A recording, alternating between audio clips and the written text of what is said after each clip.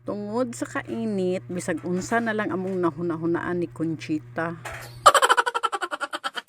Mo try di ay mi og luto og itlog. Tan-aw na mo kung legit ba nga makaluto og itlog. Grabe, init kaayo, alas 12 jud ni sa udto. Ambot tarong ba ning mga bayhana o nangapas mo ni? Ako dayon gi butangan og gamay nga mantika ang kaha. Then gisunod na kog buak ang usa ka itlog. Tan-aw na to og legit ba ni nga makaluto. Goy, Ginoo ko, nangabuang na intaw ni sila ay. Aw, kamera daing duha ni Conchita oy, grabe. Perting pasmuha ani.